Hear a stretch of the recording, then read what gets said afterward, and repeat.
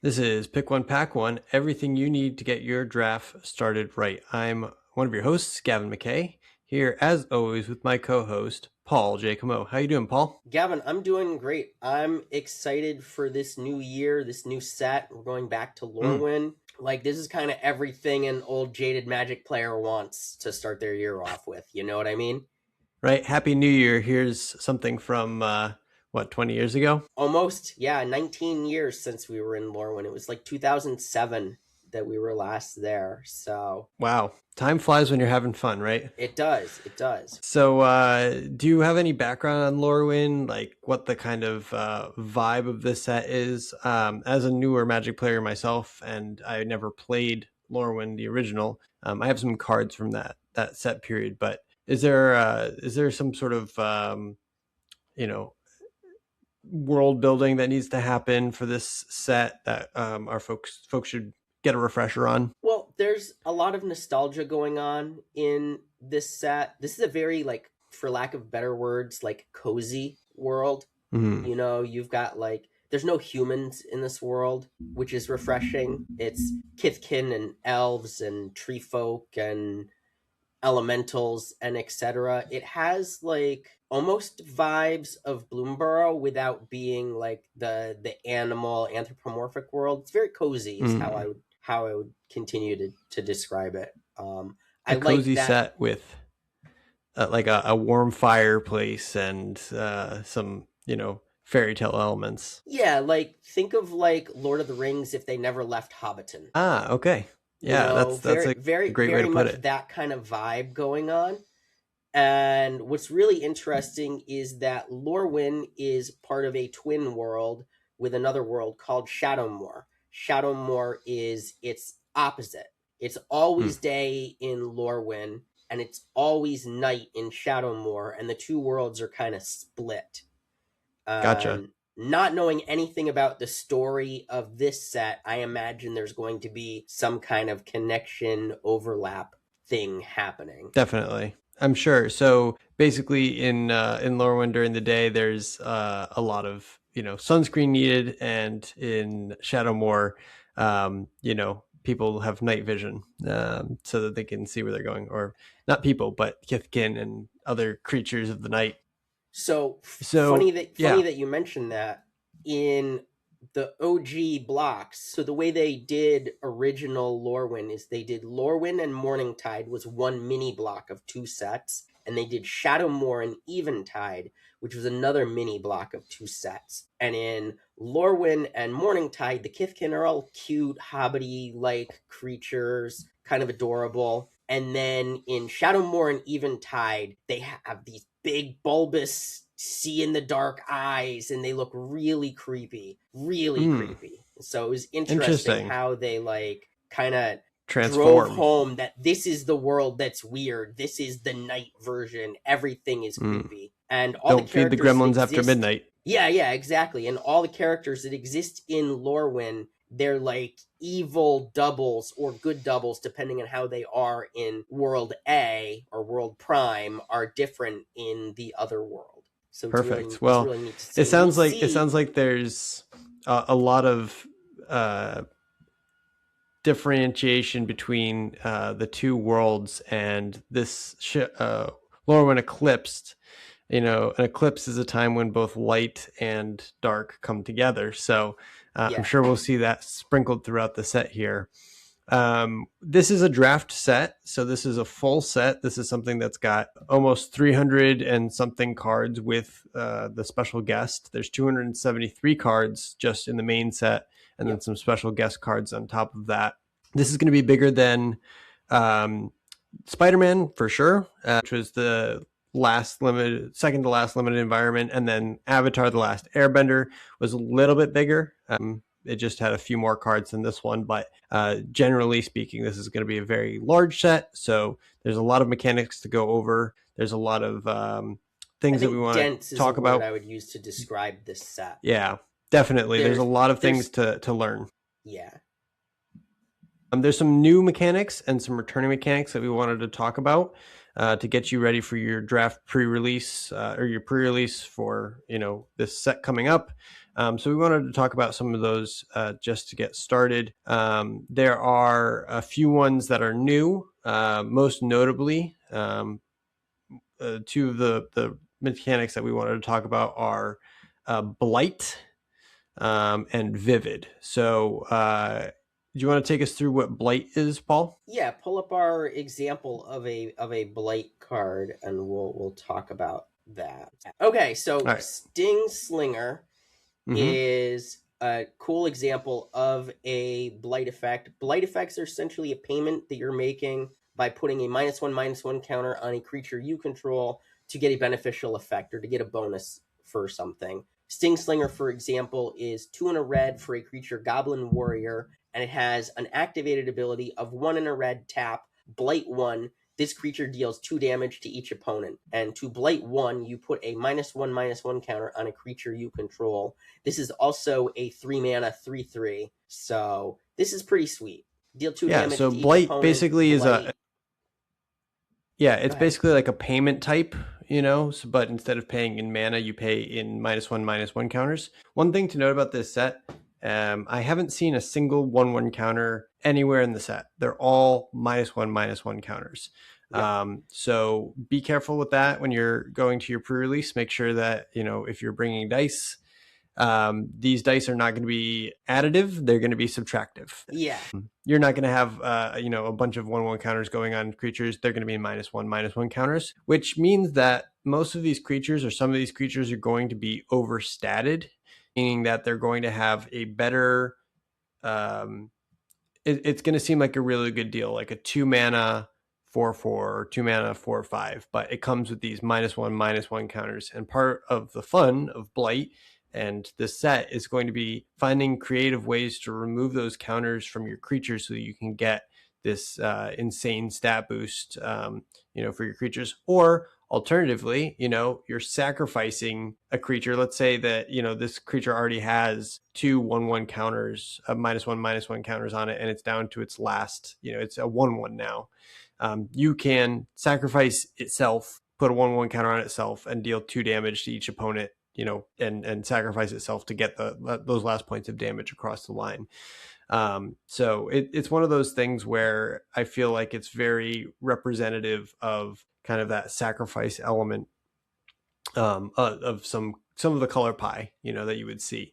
Most of the Blight cards, I believe, are in red and black, which does track for, there's some in green as well, but it does track for the color pie, how that mechanic would work. Yeah, it is spread throughout most, if not all, of the colors. I don't know about blue off the top of my head, but there is that white 4/4 that starts with 2 -1.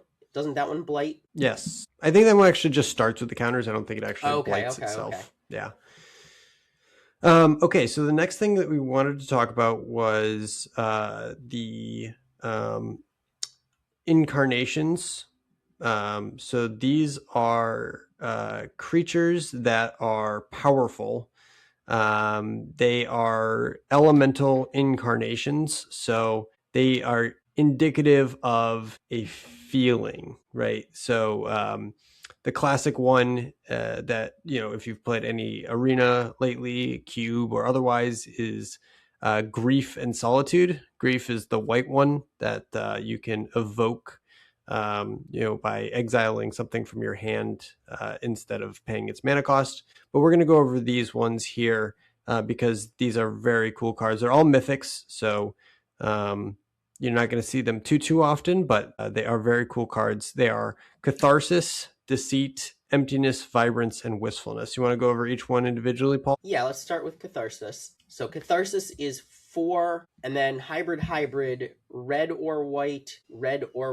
It's a creature elemental incarnation. It's a 3/4, and it has, when this creature enters, if white was spent to cast it, create 2 green, 1/1 green and white Kithkin creature tokens. And when this creature enters, if red was spent to cast it, creatures you control get +1/+1 and gain haste until end of turn. And you can also evoke this for red or white, which when you evoke it, you're either going to red or white for the ETB effect on it, because obviously evoke, throw back to OG Lorwyn, you may cast this spell for its evoke cost. If you do, it's sacrificed when it enters. Right. So you're basically just doing this as a red or white evoke cost to either get 2/1/1 green and white Kithkin creature tokens, or give your creatures +1/+1 and haste. Right. So that would be pretty strong, just as a 2 mana trick, Right. sorcery. 2 mana for 2/1/1s, or 2 mana for everything to get +1/+1 and gain haste. Those are both pretty good, but you can also get the big body of the 6 mana 3/4, which would give everything haste and also make 2/1/1s. So a very powerful card. It's basically like a 3-for-1 card. You can cast the full version of this for 6 mana. And get all the effects, or you can evoke it at a time that's more opportunistic for you. And I think, Gavin, when we start looking at the limited archetypes for this set, important to note there's only 5. We'll get back to that later. But the elemental incarnations don't necessarily overlap nicely with the limited archetypes of the set. Right. So you may find yourself forcing yourself into an archetype that doesn't fit the format just to play one of these elemental incarnations for full value. And I think that's legit. I think they're powerful enough that you will want to find an archetype that doesn't necessarily exist in the format to be able to do that. Right. And the same is true of these other elementals. We'll just go over them briefly just so that you guys have some idea of what these look like. Deceit is 4 and 2 of each hybrid blue-black mana. Creature elemental incarnation. When this creature enters, if double blue was spent to cast it, return up to one other target non-land permanent to its owner's hand. And if it enters and black was spent to cast it, target opponent reveals their hand. You choose a non-land card from it. That player discards that card. So the black version of this, it's also a 5/5. So a big body that returns something to its owner's hand, and you get to then look at their hand and discard it. Seems pretty good. Yeah. Very deceitful, very gross crab looking thing. And then again, you have that evoke cost as well. Yep. You want to take Emptiness? Yeah, Emptiness, I think, is the one that people saw first during spoilers of these. It is 4 and then hybrid white-black, creature elemental incarnation. When this creature enters, if white was spent to cast it, return target creature card with mana value 3 or less from your graveyard to the battlefield. And when this creature enters, if black was spent to cast it, put 3 -1/-1 counters on up to 1 target creature. Note that up to 1 target creature, up to. So if you black and don't have another, the abilities are not may abilities, but this says up to 1, so you don't have to put the counters on something if you don't want to. Right. So it can act as a removal spell, so it can act as like kind of a better stab. Yeah. For 2 mana. Kill something dead. Yep. So that's a really good one. And then also, returning mana value 3 or less from your graveyard can be very relevant. Yeah. Then we're going to go to Vibrance. Vibrance is 5 mana. It's 3 and then 2 red-green hybrid pips. Creature elemental incarnation. When it enters, if red was spent to cast it, this creature deals 3 damage to any target. So nice effect there. And then if it enters, if green was spent to cast it, search your library for a land card and reveal it. You put it into your hand, shuffle, gain 2 life. It also has the evoke again for those hybrid costs. You would really do one or the other. And it's a 4/4. So this is a really cool one. This is, I believe, the cheapest of the 5 elementals. Actually, it's tied with Wistfulness. So there's 3 6-mana ones and 2 5-mana ones. But Vibrance, very cool. Just a general damage effect, to any target to start. And then, you grab a land. When you're ramping for 5 mana, it doesn't feel as good. But if you're already, having the double green to grab another land, if you're playing like a mono green deck, or if you're playing a deck with multiple colors and you only have your green, this can fix you for that. Problem is it's double green, so having that on turn 2 can sometimes be challenging. But I think this is still a pretty strong effect for both halves of the card. Yeah, and it's important to note that this is not ramping you because it's putting the land into your hand and shuffling. So it will fix you. Right. It'll fix you. It will fix you. Vibrance can fix anything. It doesn't search for basic land. It searches for any land. Right. Yeah, very important distinction. Being able to grab any land is pretty powerful. Yeah. All right. Wistfulness. You want to take that one, Paul? Yeah. So Wistfulness is 3 and then hybrid green blue, creature elemental incarnation. When this creature enters, if green was spent to cast it, exile target artifact or enchantment an opponent controls. And when it enters, if blue is spent to cast it, draw 2 cards, then discard a card. And this one's a 6/5, so this one has great stats for 5 mana value. I like this one a lot. I think the previous one, was it Vivid? What was that one called? Yeah. This one was called Vibrance. I think Vibrance wins at this mana value just because it looks like a good boy. Stegosaurus can be good boys. The axolotl is cute. Wistfulness is cute, but I think the good boy wins the 5 mana value battle. It's the biggest axolotl I've ever seen. Yeah, it's the biggest axolotl you'll ever see. I do like the stat line on this. I think it's going to be sweet. What is your favorite of these elemental incarnations overall, Gavin? To me, I think my favorite has to be... Well, I mean, I'm an aggressive player at heart. I think Catharsis is pretty sick. It's a snail that gives haste. I think that's pretty funny. It's a racing snail. It's a racing snail. It's turbo, yeah. I think that one's kind of just the one that goes after my heart, and I think all the modes are good. Making creatures is good. Giving stuff +1/+1 haste can really swing the tide. And then my second favorite would probably be either Vibrance or Deceit. Just the fact that Deceit can bounce the thing back to the hand and then get rid of it permanently with that discard effect is pretty sweet. Yeah, Deceit is my number one pick, and it's a 5/5 too. This is a callback to Dinrova Horror. Was it Dinrova Horror, if I'm remembering correctly? Which was a return something to hand and then they discard. You didn't get to choose if they had multiple cards in their hand, but ideally you were casting it when they had only 1 or no cards in hand and then making it happen. Yeah. I mean, I really like the stat line here, and I think this is going to be the best one to cast for its full value. Yeah. Or one of the best ones to cast for its full value. But, again, I still think Catharsis is, I don't know, just a fast, fun snail.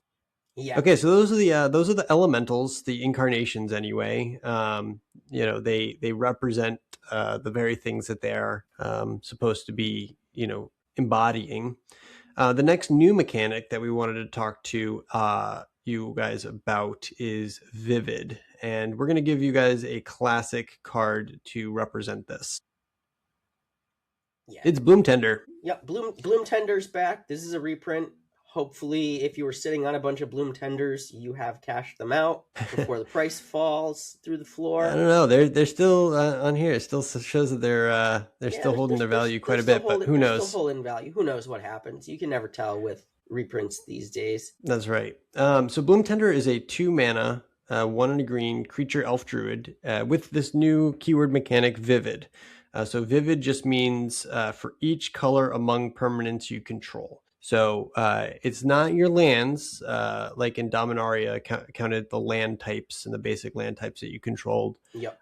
This one counts the actual colors among permanents you control. So the little pips in the corner are what it's counting. This is a rules question, and maybe you don't know the answer, Paul. Do hybrid mana count for both? Well, they are each color, so I believe they would count for both, but I could be wrong. Yeah, I think you're right. For each color among permanents you control, a hybrid card is both colors, so I think it should count for both. I think so too. So, if you've got Bloomtender on the field and you've got one of these elementals, you're going to see that there's 3 colors that it could possibly be tapping for, which is, a 2 mana, mana dork that taps for 3 is pretty sick, or more. If you're playing a 5 color deck, and you've got 5 different colored permanents out there, this obviously includes itself, so it's always going to tap for at least 1. Yep, it's always going to tap for green. Always going to tap for green, but if you have more, then you can definitely get more out of there. Boom Tender can be pretty explosive in multicolored decks. Anytime you can tap something for more than 1 mana, even more mana than you spent to cast it, is usually a very powerful effect. Looking at you, Badger Molcub. Okay, so that's Vivid. Vivid just counts the types of permanent colors that you have, or the colors of permanents that you own. Let's talk about some returning mechanics. You want to take the next one, Paul? Yeah, so the big thing for this set is that this is a typal matter set. When we get into the archetypes, you're going to see that a little more starkly.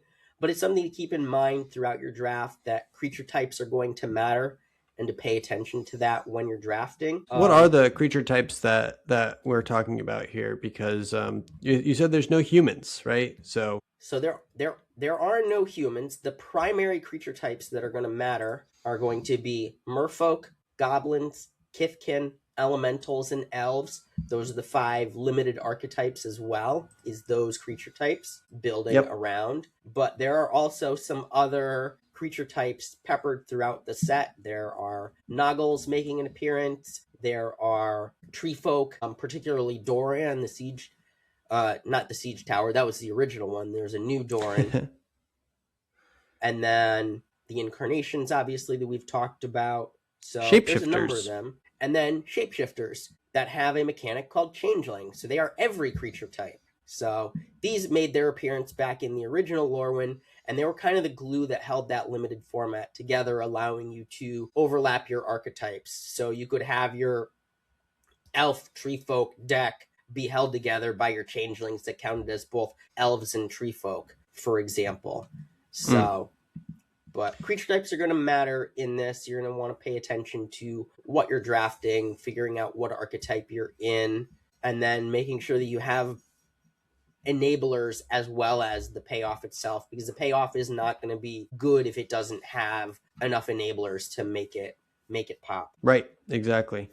Okay, so we have the next mechanic here, which is Convoke. That's a returning mechanic. Convoke means that your creatures can help pay for its cost. It's similar to waterbending, except Convoke means it's just your creatures that can help pay for it, not your creatures and artifacts. So going back to the last Airbender, where waterbending allowed you to tap artifacts as well, this one is just creatures. So I have an example here of Temporal Cleansing, which is 3 and a blue for a sorcery that has Convoke. Yeah, and again, your creatures can help cast a spell. Each creature you tap while casting the spell pays for 1 mana of that creature's color. So you are tapping the creature, and whatever that creature's color you pay, gives you the mana. You can tap creatures that are still summoning sick for Convoke, which is notable. Yep. So you can kind of chain stuff together. If you can create creatures with Convoke spells, then continue to use those creatures created by the spell to make more creatures and cast more spells with Convoke. So it's kind of a cascading effect. But this one says the owner of target non-land permanent puts it into the library second from the top or on the bottom. This is it looks like a pretty powerful effect to me. Putting stuff second from the top instead of on the top means that it's even 1 turn away from getting that scary thing that you're putting on top or bottom back, and it's more likely that they'll put whatever it is on the bottom of their deck because it'll change the board state. So I like these effects that put things second from the top or whatever, because it actually is almost worse than just bouncing it back to their hand or putting it on the top or bottom of their library. It's putting it second from the top. Like that's pretty brutal. So this is the example of the Convoke card that I chose. It looks like most of the Convoke stuff is in blue, and there's some in white, and a couple that are in black, red, green, and the blue-white hybrid. Yeah. So there's a few here that are they're almost always overcosted because you can use Convoke to pay for other stuff. But some interesting ones like Bloodline bidding allows you to return all creature cards of a chosen type from the graveyard to the battlefield. This red one, you choose a creature type and double all damage that sources you control of the chosen type would deal. And then Selfless Safe Right also has Flash and Convoke, and choose a creature type. Other permanents you control that are of that type gain hexproof and indestructible until end of turn. So kind of instant speed effect, heroic intervention type effect. Really, really cool. Yeah, I like that a lot. So that's Convoke. Convoke, like I said, is a returning mechanic, but it's one that can really be impactful in games. And then next on our list of returning mechanics is Transform, which we see on 7 cards in this set. Yeah. And not very many. Not very many, but this is showing you the dual nature of the plane also, because you're seeing the Lorwyn version of these legendary creatures, and then you're seeing the Shadowmoor equivalent of them. Right. And the other thing too is the last time that we saw Transform with Avatar, and then before that with Spider-Man. The Spider-Man ones were a little bit unique in that you could actually cast the backside of the transformed cards. They had a mana value and cost. Yep. Whereas in Avatar, you would have to do something to transform the cards. It's the same here with Lorwyn Eclipsed. You do have to pay a cost. In this case, 1 mana to flip the card during your first main phase. Yep. At the beginning of your first main phase. Yep. And so our example here is Irdu, Carrier of Dawn. It's 3 white for a legendary creature, Elemental God. It's a 5/5 with flying and lifelink, and creature spells you cast have Convoke, which we just explained to you. So your creatures can help cast those other creature spells. And then it transforms. Gavin, when does it transform? It transforms at the beginning of your first main phase? First main phase, you may pay. So it has to be out for a full turn. Yes. Before it can transform. Yep. But you can transform it immediately on your next. You can. Your next turn, and this Absolutely. One transforms if you'll click the transform. Yeah, button. I just wanted to point out that it also has this little 5/5 little arrow here, which shows you the power and toughness of the backside of the card. Yes. Just so that it's just like a little nice. As a reminder. Yep. And this transforms into Slew, Carrier of Twilight, which is a legendary creature, Elemental God. Again, it has flying and lifelink. And each other non-token creature you control has Persist, which is another callback, another throwback mechanic from original Lorwyn Shadowmoor era, which is when this dies, if it had no -1/-1 counters on it, return it to the battlefield under its owner's control with a -1/-1 counter on it. That's pretty crazy. It's basically like regenerate almost. Almost, yeah. It is cool that they do die and then return to the battlefield, so there can be dies trigger shenanigans happening. Absolutely. This is also just a 5/5 flying lifelink. Yes. On either side, 5/5 flying lifelink. Right. The cool thing is the front side lets you cast your creature spells to have Convoke. So you can use your creature spells to pay for other creature spells and so on and so forth. So you get a bunch of creatures on the battlefield with the front side, and then on the back side, turn them all into these, unkillable monsters that come back with -1/-1 counters when you try and kill them. It's very flavorful. It's very cool. The art is unsettling to say the least. And it's definitely one of those cards. Again, Transform is only on 7 of these cards in the set, so you shouldn't have to worry about it too much. They're all mythics, I believe, these Transform cards, although I could be wrong. Let me see. Let's see here. No, actually it looks like there are 2 mythics also. And 5 rares. Yeah. Yep. But there is a Planeswalker that transforms, which is kind of cool. Do you want to talk about that? Because Planeswalkers was the next returning mechanic, because we didn't have any of those in Spider-Man or Avatar. Avatar, because they're both universes beyond, and Planeswalkers. And basically, last year was a shallow year for Planeswalkers because there were so many universes beyond sets that there weren't that many Planeswalkers. Yep. I mean, we had the 3 mana one from Edge of Eternities, Tezzeret, and I don't think there was one in Ether Drift, right? Chandra. Okay, and then there was Elspeth in Tarkir Dragonstorm. But this one, has 2 planeswalkers. It has Oko and it has a Johnny, but Oko can transform, which is true to his character. He's always been a shifty guy, and obviously very impactful on the game. So let's read this one. I'll take it here. Okay. Oko is a Lorwyn Liege. He's 2 and a blue for a legendary planeswalker Oko. At the beginning of your first main phase, you may pay green. If you do, transform Oko, and he has 2 loyalty abilities. He enters with 3 loyalty, but for 2 loyalty, you can +2 him. You can select up to 1 target creature gains all creature types. This effect doesn't end. So basically, you turn 1 creature into all creature types. So all the tribal stuff that you would be doing, typal. Excuse me, not tribal, typal stuff would be impactful. It turns that creature into all the types. Yep. And then he also has a +1, which has target creature gets -2/-0 until your next turn. So protection, a little bit of a protection effect for himself and for you. Can just shut down a creature from maybe attacking you until your next turn. And then he transforms into Oko, Shadowmoor Scion. At the beginning of your first main phase, you may pay blue to transform Oko.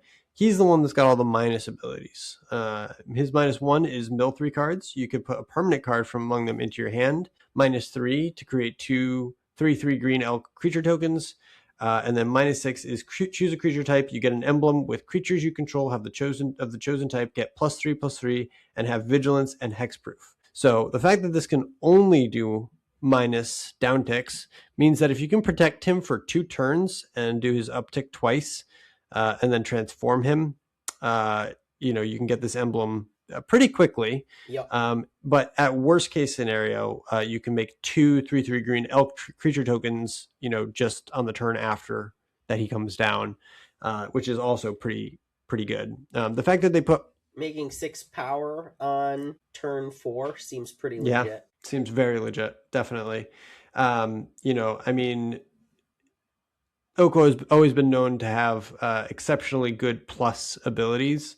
It wouldn't surprise me if one of the best play patterns would be to just +2 this twice, or 3 times even, and then just the rest of the game have 3/3 elks every turn, 2 3/3 elks every turn.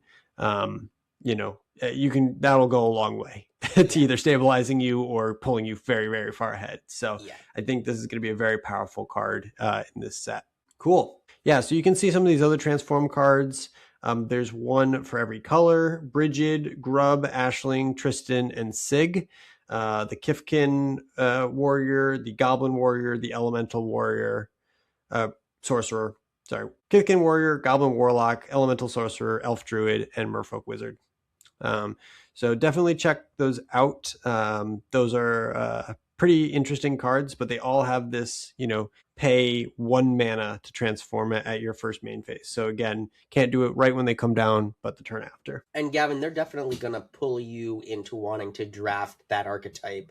Like if you open one of those, it's very much a, hey, I am drafting this archetype, unless something's going to all of a sudden get past you that would make you deviate. I would say that you're going to identify your lane early based on your first couple picks and try and make that lane work if possible. Absolutely. Yeah, so those are the transform cards. I think they will be pretty format defining in terms of just pushing you in a direction that you want to go for draft, as well as any additional synergies. They all represent the creature type that their color pair looks for, and they all have that Shadowmoor element of transforming into the dark part of their being. Of the rares that correspond to the draft archetypes, which one is your favorite? Like I said, I'm a sucker for stuff that creates tokens, so I like Brigid. Okay. She comes in, this is a 3 mana for a 3/2 and a 1/1. Yep. And then she also, on the backside adds a ton of mana. Yeah.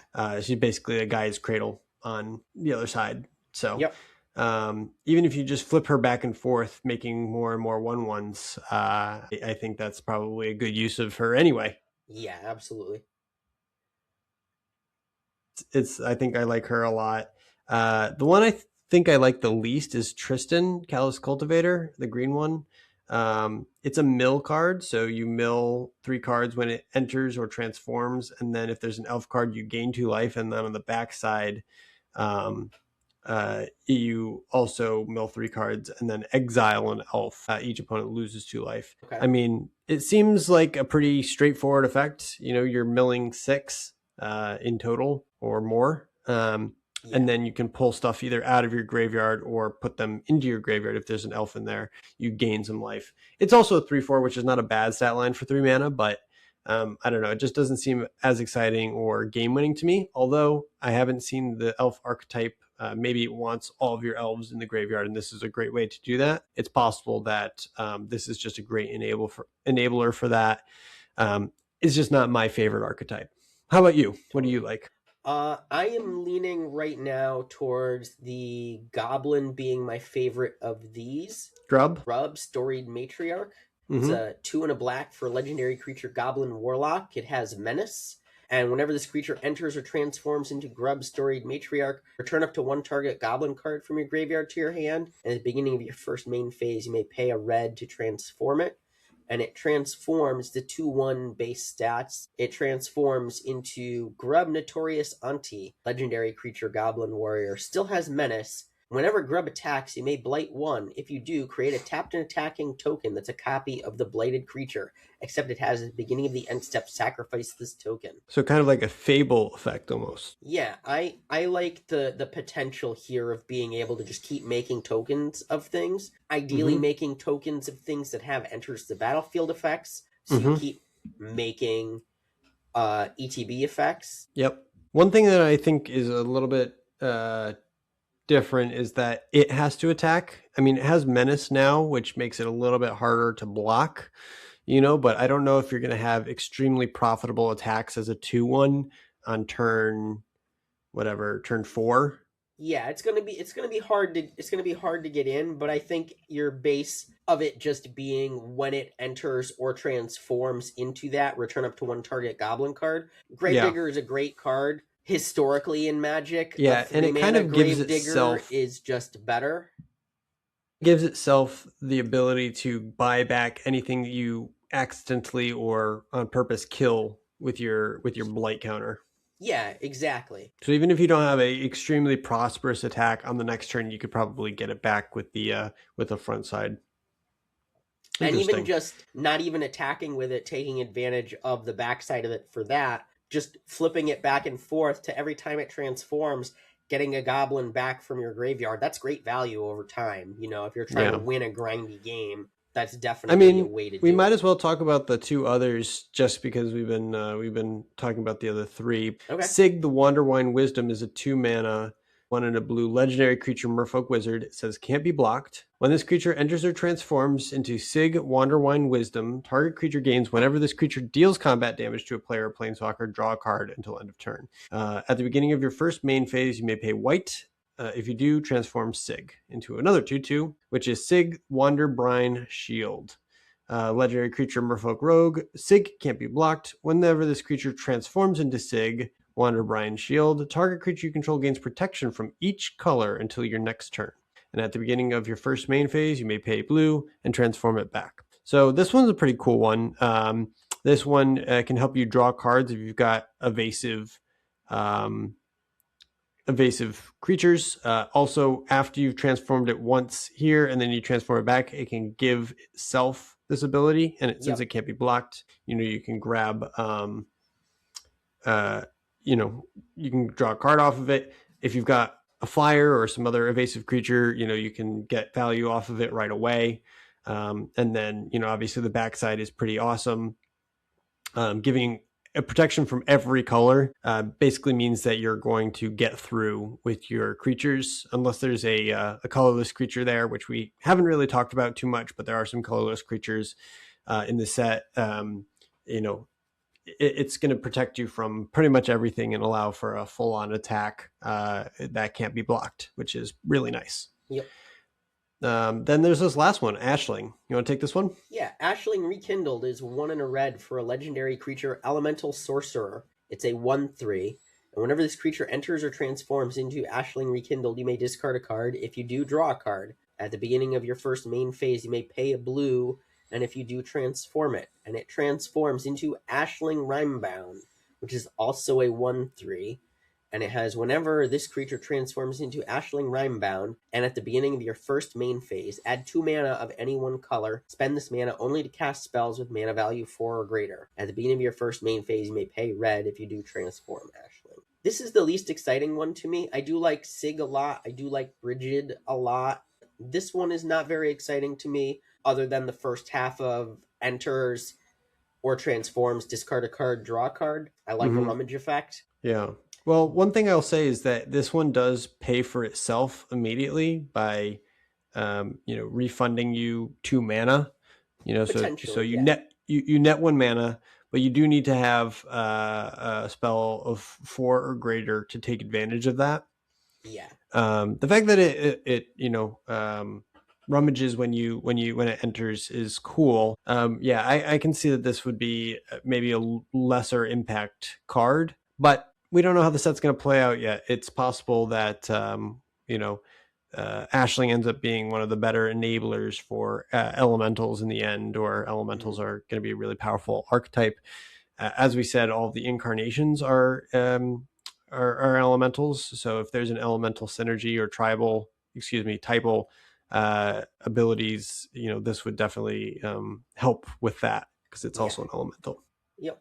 Okay, next we have basic land cycling.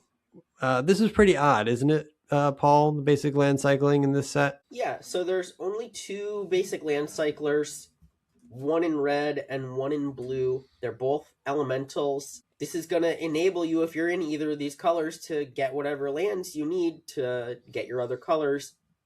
But I think really the secret sauce here is that elementals are going to be the secret 5-color deck. And you're going to use these to help get the lands that you need to play your multicolored elemental options. Maybe even play all of the elemental incarnations that you were lucky enough to draft, whatever the case may be. Yeah, so the 2 of them are Stratosaur and Kurath Zealot. Again, the main point of these is going to be that you have this basic land cycling, which means you can get any color land. It doesn't have to be a basic island or a basic mountain. But they do have another abilities as well. A Stratosaur gives a target creature flying until end of turn. When it enters, target creature gains flying until end of turn. And the Kurath Zealot gives, when it enters, exile the top card of your library until the end of your next turn. You may play that card. It's also a 6/5. Which is nothing to sneeze at. The Stratosaur is a 3/5, which again is also nothing to sneeze at. Yeah, 3/5 flyer is nothing to sneeze at. These are good cards on their own, but giving them basic land cycling just gives them that little bit of extra utility. We've seen this before, this basic land cycling effect. It's usually very good in limited, just to fix your mana and make sure that you're hitting your land drops. Yeah, and this is just the first time that we've not seen a full cycle of them. Yeah, 5-color cycle. That's important to note, that this is not a full color cycle. Right. Okay, next up we have Wither. So let's try and gloss through the rest of these returning mechanics, because people will have seen these before. And they're only on a couple different cards. They're only on a couple of different cards.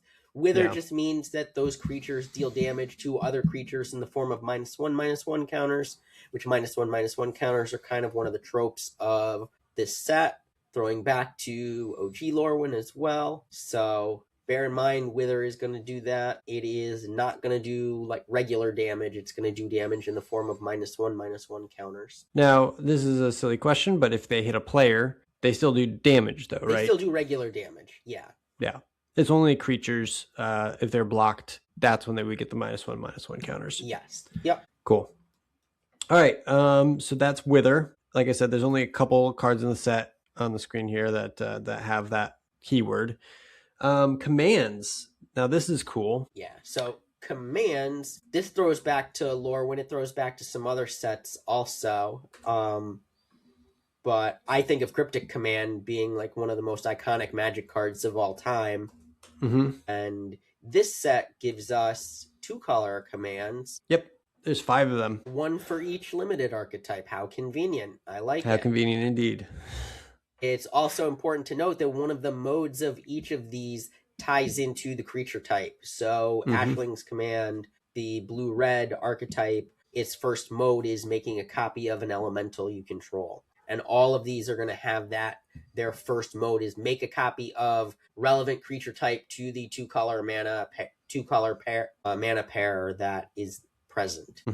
But these commands are very powerful because they are choose two effects, so they're extremely versatile. This Ashling's Command is the only instant of the bunch. The rest of them are sorceries.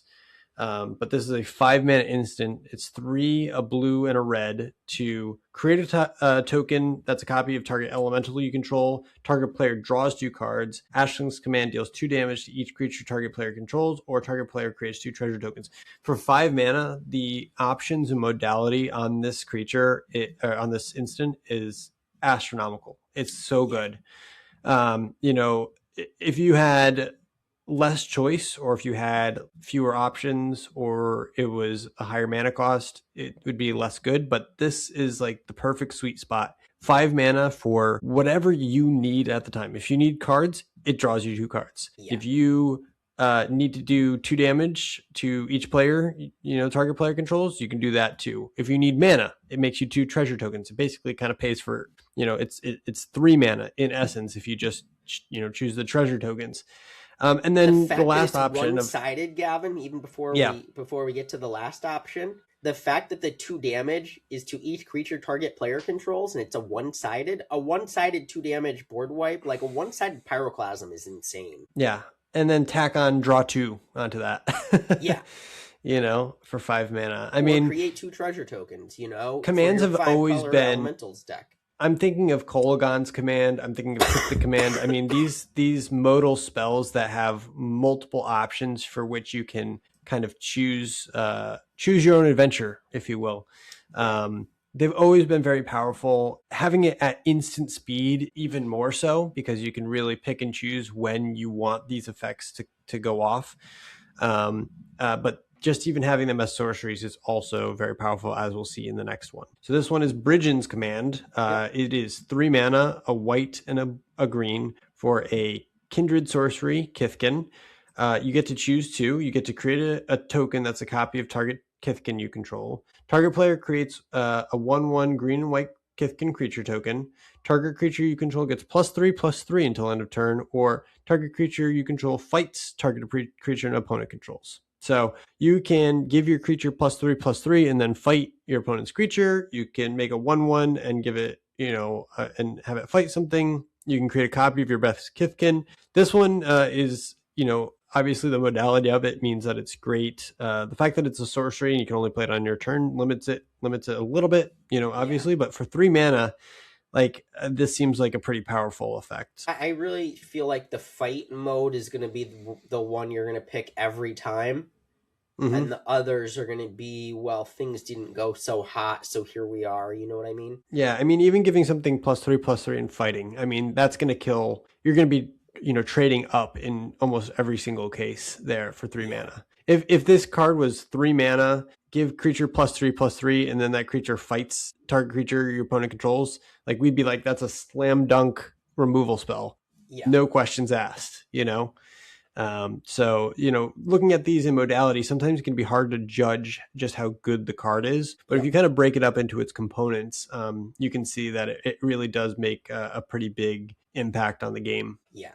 Grub's Command. You want to take that one, since Grub seems to be your bud? Grub's Command is 3 black and red for a kindred sorcery goblin. Choose 2. Create a token that's a copy of target goblin you control. Creatures target player controls get +1/+1 and gain haste until end of turn. Destroy target artifact or creature. And target player mills 5 cards and puts each goblin card milled this way into their hand. Nice. So this one is sweet. I feel like the default mode is gonna be the removal spell most likely. But all the modes on this are great. This plays very well into the black-red goblin archetype that we'll see. I think it's great because it's great if you're ahead and you're just swinging for lethal. It'll remove a blocker and give everything +1/+1 and haste until end of turn. If you're behind, it lets you mill 5 cards, then put all the goblins milled that way into your hand. I mean, if you're goblin tribal, you're going to have a few of those, and goblins are usually pretty cheap. And then, you can also create a token that's a copy of target goblin you control. I mean, goblins come in hordes. You're gonna have some ability to do that. We'll see how often that mode is chosen. Again, it's on all of these commands. So creating a copy, we'll probably find that there are some commands where it's just, the one that you're going to choose every time is create a copy of target whatever. I really like the potential nonsense of you have Grub, you play Grub's command, you make a copy of Grub, you legend rule the copy, but you get the enters the battlefield trigger of getting something back. You get Grub back. Yeah, you get another something back from your graveyard. There's lots of versatility with this card, which I think is going to be excellent. Yeah, I'm pretty impressed with this. If it was an instant, it would be an A+ for me, but for now, I think just a regular A or B+ would be a pretty good grade. Yeah. All right, let's talk about Sig's Command. Sig's Command is 3 mana, 1 a white and a blue for Kindred Sorcery Merfolk.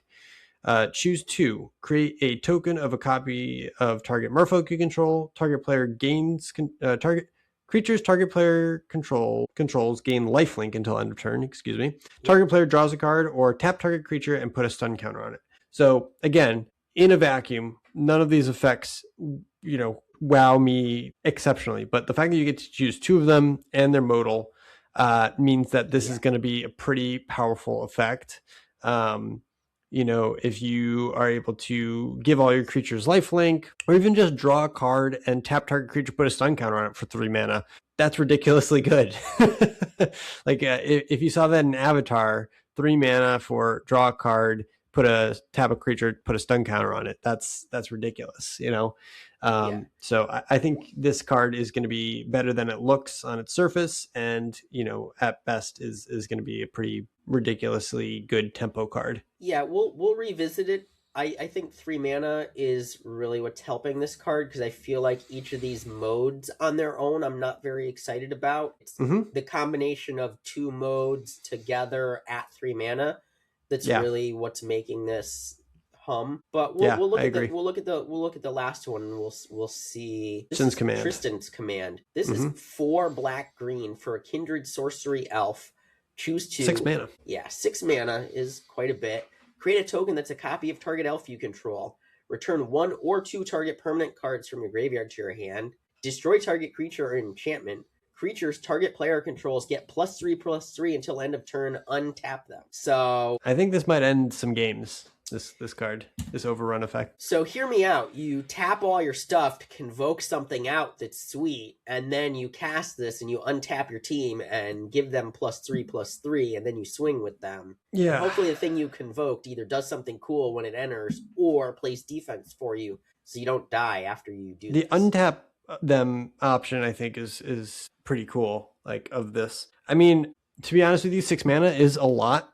You're asking a lot of a card, and you are getting 2 modes. But the fact that it's almost like a negative that this is like the first option is create a token of target elf you control, because you could also get a copy of your target Merfolk for 3 mana, instead of having to pay 6. But the other modes on this are bananas, and I think that's what kind of pushes it over the top.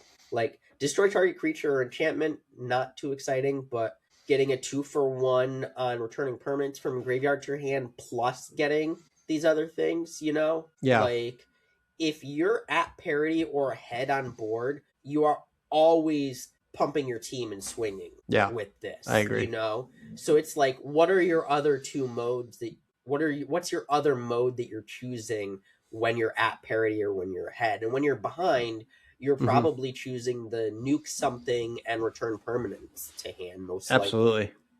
Absolutely. So those are the new and returning mechanics. Obviously, with this set, you're going to want to keep an eye out for these signposts. These are kind of the signposts that we looked at here, as far as the different typal elemental, Kithkin, Goblin, Merfolk, Elf. Yep. So you're really going to want to... There are unlimited signposts. Excuse me, not unlimited. Uncommon draft signposts that we will look at briefly. But it's not hard to talk about the limited archetypes, because the limited archetypes are really pick the creature type that stands out to you the most in your opening pack, or the creature type that you happen to like its play pattern the best, and draft that. So it's not hard there. Okay, we're going to go on to the multicolored cards, the signpost uncommons. We also didn't mention that hybrid is a returning thing. We didn't, but it's kind of... I think hybrid is only on those elementals, if I'm wrong. There's commons and there are other ones that have it also. I didn't know that. Yeah, there's a bunch of stuff that has it. Okay. So we have here all the signpost uncommons of the set. And these are kind of, would you say they're like flag posts for where each type of card, what each archetype is trying to do? Yeah, I would say that the main thing is, because this is a typal set, you're going to be looking for things that care about those creature types. And this does a good job of giving you a direction to care about those creature types early. Like Thoughtweft Lieutenant, just as the first example that I'm looking at, because you're such a fan of Kithkin. Green, white for a 2/2 that whenever this creature or another Kithkin you control enters, target creature you control gets +1/+1 and gains trample until end of turn. That's perfect for an aggressive archetype. That's, you have to have other Kithkin for it to really pop off and do its thing. It's interesting to note that not all of these have a quote-unquote Lord ability of giving +1/+1 to everything of their creature type. Only the Merfolk one and the Elf one do that. Each of these does something flavorful for their creature type. So the Elemental one, for example, doubles triggers of elementals, which is cool. The Bogart Curse Catcher is a... Curse Crafter? Curse Crafter, excuse me. Has whenever another goblin you control dies, the creature deals 1 damage to each opponent. So that's a nice, like a sack payoff type thing there, or just a things die payoff there. So each of these feels appropriate for their creature type, but they're all kind of attacking along a different axis than the others. If you just look at the stat line too, everyone except for the Twin Flame Travelers are either 2 power or 2 toughness. The Bogart Curse Crafter here, the black-red Goblins archetype. The fact that it has Death Touch and just kind of sits on the battlefield and pings whenever your goblins die, which they're known to do, is going to be great. Obviously, Merfolk, they like tapping and untapping, and having a Lord of Atlantis type effect here. Deep Channel Duelist for 2 mana. It doesn't give it to itself, so it's going to remain a 2/2. It's just other Merfolk that get this ability, but Merfolk like to swarm, so they're going to build up a big board and kind of tempo you out. And if you draft this in multiples, sweet. Yes, it is very sweet. The Morkins Loyalist for 3/2. Other elves get +1/+1. Whenever this creature dies, return another target elf card from your graveyard to your hand. So I think Selesnya and Golgari just Golgari is going to be elves going to the graveyard, getting it back from the graveyard, turning them back, being able to replay for value over and over again. It's just kind of something that they've been known to do, and so it'll be a pretty strong archetype, I think, as well. I also see there being like really cool synergy with like 3-color archetypes of like the Goblin Elf archetype, where you're sacking things are dying, and you're buying them back if you have the right combinations of cards to do so. And just, Goblins and Elves working together? A lot of value. Say it ain't so. Yeah, Goblins and Elves working together.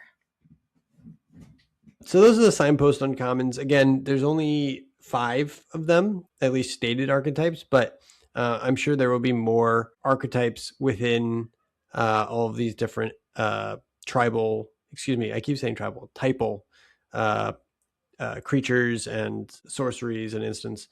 So that way we're able to, perfectly align with what we're looking at. And it's interesting to note that the typal archetypes that we see, they are not all allied colored, they're not all enemy colored. We've got allied color, enemy color, allied color, enemy color. So we've got 3 allied color and 2 enemy color archetypes here. So that's interesting. That's something a little different from what we've seen in the past. That makes me think of Ixalan, where we had kind of like a skewed typal setup going on. This set, and harkening back to original Lorwyn, one of the reasons the original Lorwyn worked so well as a typal format is it did have changelings that had every creature type kind of acting as glue to hold the format together.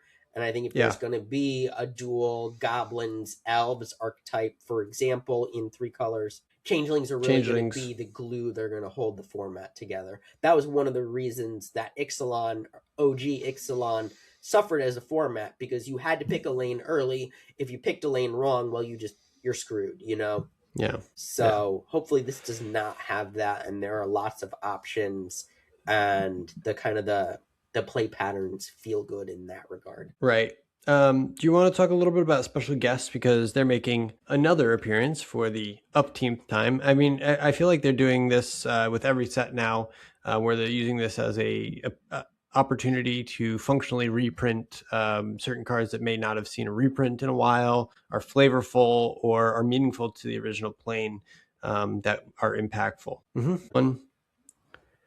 Okay, so we're talking about the special guest cards here. It looks like there are 20 from Lorwyn Eclipsed. They all have this beautiful art that is reminiscent of like papercraft. They all look like they're paper crafted versions of the cards, which is really cool. Some notable call outs. Bitter Blossom is in here again. That's been reprinted quite a bit, but it's a very powerful card. Looks beautiful. Helix Pinnacle, which is an interesting win condition. It's 1 green mana with Shroud enchantment.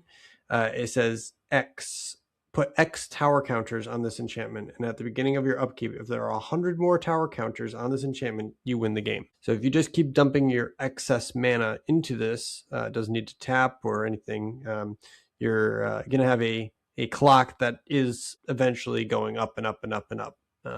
Just kind of a cool card. Almost everything in here is either originally from the OG Lorwyn and Shadowmoor blocks, or it is something that's very like thematically appropriate, like Goblin Sharpshooter, originally from Onslaught block, I believe. And this is going to be a powerhouse card, by the way. If you open this, like, I would windmill slam this card. So it doesn't untap during your untap step, but whenever a creature dies, untap it, and it can deal 1 damage to any target. Yeah, so if they have a bunch of 1/1s or a bunch of X1s, just like kill your thing, untap it, kill your thing, untap it, kill your thing, untap it.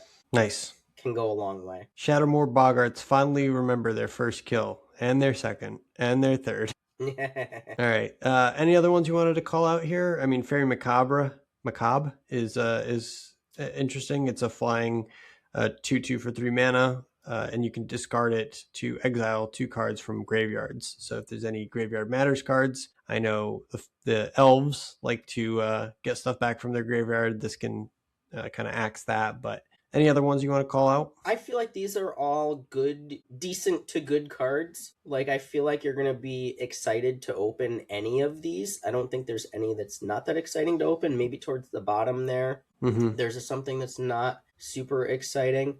But I feel like for the most part, you're going to want to open pretty much all of these. This one's cool, the Risen Reef. Whenever Reef is, this creature or another elemental you control enters, look at the top card of your library. If it's a land card, you put it on the battlefield tap. If you don't, put the card onto the battlefield, put it into your hand. So kind of like a Nadu effect, ahead of its time. But yeah, it needs to have another elemental or that creature enter to trigger it. So Not exactly the same. Not is a No, very, yeah, very busted card. but I feel like all of these you're going to be excited to open for the most part. Mm-hmm. So that is cool. Some of these you're going to like open and you're going to start drafting your deck around them potentially. You Mm-hmm. know, Bitter Blossom, maybe you're going to want to build your deck around potentially. I am sad that there's no Spell Stutter Sprite on this list. Mm-hmm. Just as a classic fairies lover, still Yeah. playing fairies in Pauper now. Yeah. Spell Stutter Sprite is where it's at. Dolmen Gate is also a very interesting one. It's an artifact for 2 mana. This is prevent all combat damage that would be dealt to attacking creatures you control. So yeah, that's pretty game winning. Basically makes all of your attacking creatures unkillable. Makes for very profitable attacks. You know, it doesn't help in defense. You know, 2 mana for that effect is pretty nuts. Yeah, at that point, who cares about defense? You just turn your team sideways, make them dead. Agreed. All right, so those are the special guest cards from the set.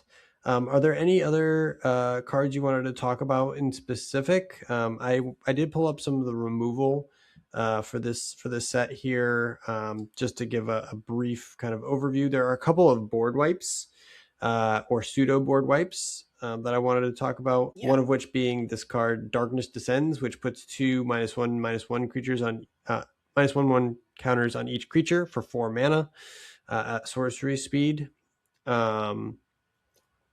And there's a few others here. As your overall rating of the removal in this set compared to, say, Avatar or Final Fantasy or any of the other good EOE, from what I've seen, limited formats that we had last year? From what I've seen, the removal actually looks a little bit worse than usual. There are only 49 quote unquote removal spells, not including like card advantage or, you know, the way that we think about removal as anything that impacts the board state to such that you can gain an advantage. You know, having like about an eighth of the set being removal means that it's not going to be a very removal heavy set, and some of this removal is not hard removal.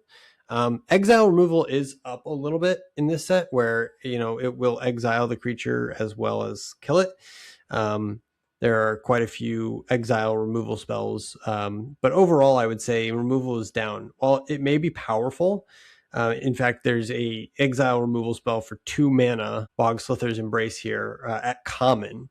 You know, you can either pay 5 or Blight 1, and Blight is that mechanic we talked about earlier, which is where you put a -1/-1 counter on a creature you control. I mean, that seems like a really, really great rate. You know, putting a -1/-1 counter to exile a target permanent for 2 mana, even if it kills your creature, even if you put this on a 1/1, this Blight counter on a 1/1, that's at worst like a sacrifice effect, and at best, you know, you're barely impacting your own board. You know. Yeah, I think it's interesting to note. Like, I actually think the removal in this set is better than it appears on the surface, because creature sizing is something to take into account. So many things either enter with -1/-1 counters, or they're just statted smaller because, well, they're goblins. They're Kithkin. How big are goblins and Kithkin? You know, they're not giant 7/7 dragons or anything. I think 4 is going to be the magic number here. Anything larger than 4, I don't think there's much that can kill it at common level. I mean, there's the Feed the Flames, which is 4 mana for 5 damage in red. You know, there's more -1/-1 synergy in black. You know, that gives more -1/-1 counters. There's, you know, -3 effects, Nameless Inversion, which is a kindred instant with Changeling.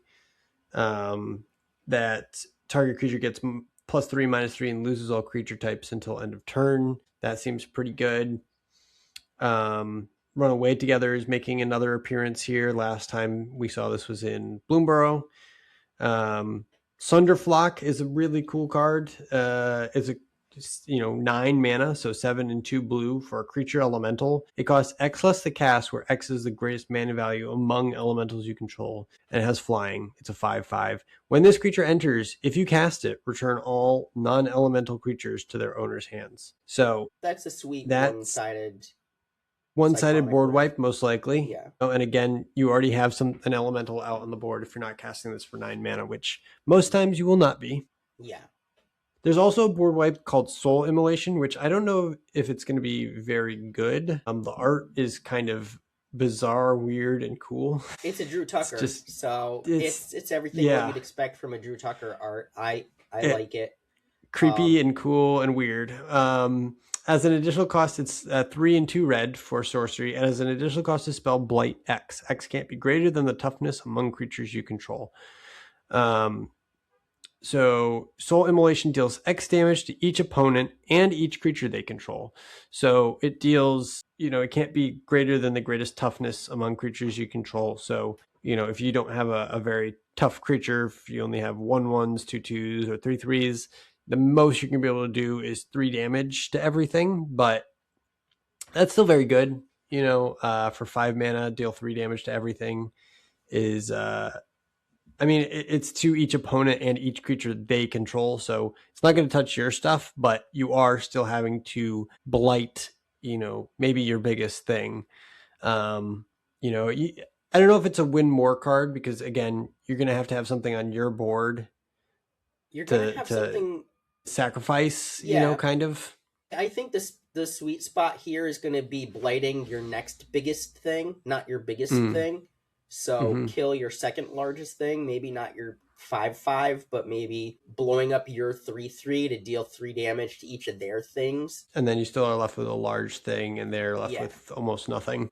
Yeah, exactly. Yeah, board wipes are best when you're behind instead of ahead. So, that's my only feeling on this card, is that it might be, kind of a win more card. But at the same time, the fact that it deals damage to your opponent as well might be able to finish a game if you're behind and all you have left is your big creature that has 6 or 7 toughness, and it's just you're trying to stay the defenses. Just burn them to the face for 7, get them dead. Yeah.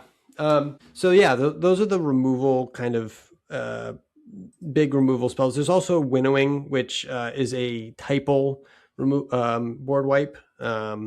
With so much typal being in the set, I don't know if it's going to be as effective as a traditional board wipe in other formats. It has Convoke, so it's 6 mana, so 4 and 2 white for a sorcery with Convoke. For each player, choose a creature that player controls. Then each player sacrifices all other creatures they control that don't share a creature type with the chosen creature they control.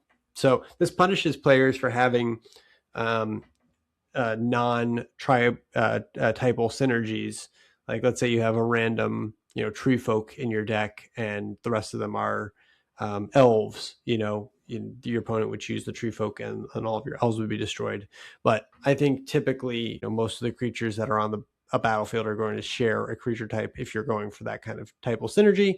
So I think this is just going to be a little bit less effective. Yeah. Especially if there's a lot of changelings, which are all creature types. It's going to make it hard, especially when, like we've talked about, changelings are going to kind of be the glue holding together overlapping creature type decks. So I agree that I don't know that it's going to be that good, but the situation where you can set it up and it does have value, it's probably going to be backbreaking. It's just, is that magical Christmas land situation going to come up or not is the question. And I think that's the question we have to ask about each Wrath or pseudo Wrath in the set is, what is the floor of them? How are they at their worst? And overall, they don't seem that great. So, but it could be wrong. It looks like, white's got 8 traditional removal spells. Blue has 8 traditional removal spell. Traditional. Black has 11. Red has 9. Green has the fewest at 4. But then you have your other removal that's in multicolor. So, Deceit, Grub's Command, Vibrance, Brigid's Command, Ashling's Command, Tristan's Command, Wistfulness, Emptiness, High Perfect, Morcant. I would say that We didn't even talk about Ajani, but Ajani's another planeswalker here for 3 mana. That's a removal spell on a stick. Deals 4 damage to tap target creature for his -2, but also creates Kithkin. I think that the aggressive decks are going to be able to swarm the opponent pretty effectively. There's quite a few overrun effects or effects that give +1/+1 and trample or haste, or multiple, all your creatures get X effects. So I think that's going to be a pretty good win condition, the overrun effect, to finish games out. Yeah. I think if people are looking for a direction to go week 1, drafting an aggressive deck is the way to go, unless you have a particular rare or particular synergy that you find in your draft that's incentivizing you not to. Just turning dude sideways seems like the best week 1 strategy. One other thing that I just wanted to call to mind is that 1-drops are back. And we haven't had 1-drops for a while, but 1-drops are back in a big way. There are 11 1-drops creatures in pretty much every color. Let's see here: 3 in white, 4 in black, 1 in red, 1 in blue, and 2 in green/white. So black gets the spoils on this one. Always comes with the downside, but white also has 3 1-drop creatures. 1 at common and 2 at uncommon. So just to keep an eye out for that. There were a few sets here now that didn't have that many 1-drops in them. I know Avatar 1-drops, didn't have good 1-drops. I mean, it wasn't like on turn 1 you were already behind, and sometimes it feels that way with sets from maybe like 2024 or even like 2023. There were some aggressive sets there too. And I know that they've slowed the game down a little bit, and you're not necessarily dead on turn 5 or 6 anymore. But time will tell if the 1-drop phenomenon, where we're able to get stuff down early and accumulate advantage because we have the card down on the first turn, makes a big difference. One thing that I noticed is this card Moon Shadow, which is a mythic. It's a 1 mana 7/7 in black, 1 black with menace. It has 6 1/1 counters on it when it enters. And whenever 1 or more permanent cards are put into your graveyard from anywhere, while this creature has a -1/-1 counter on it, remove a -1/-1 counter from this creature. So when it says from anywhere, that means from your hand, that means from the battlefield. If it goes into the graveyard from your deck, if it gets milled, that also counts. So this card is going to be pretty powerful. I feel like it's going to be oftentimes, maybe by turn 2 or turn 3, it can be a 1 mana 4/4 or so. Oh yeah, easily. Just by the way that play this and then play patterns, like a Wayfinder type thing, anything that builds a bunch of cards off the top of your library. Or if you just have removal, I mean, through natural combat and stuff like that, it's going to happen. There's going to be cards that are discarded, cards that are milled, cards that are killed in combat. It's just going to make things very awkward for your opponent, because the less quickly they deal with it, the more value it's going to gain, and the harder it's going to be to kill. Yeah. Cool.